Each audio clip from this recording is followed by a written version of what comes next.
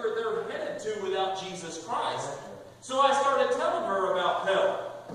And I showed her Revelation 20, and I was leading her through it, and she's seeing it. But then we went back to Ephesians.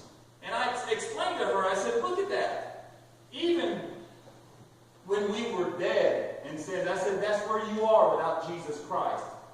It's a neat thing to watch people's eyes pop open, starting to get something. And then when I went to Ephesians 2:8, I said, for grace are ye saved through faith. Not baptism as a baby at 8 days old. That does not save you.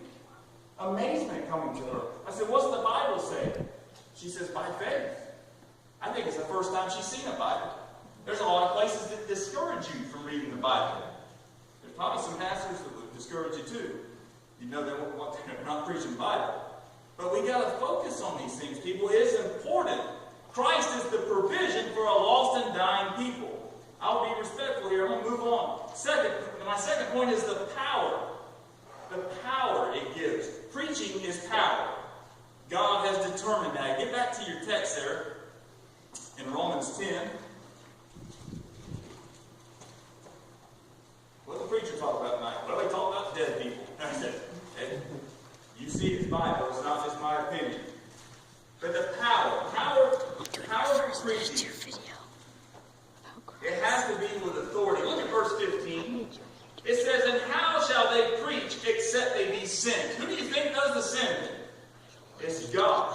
God does the sending. He calls on the man. We can see this in Acts 13. Acts 13, the Holy Spirit goes through the church. He calls the man, but he goes through the church.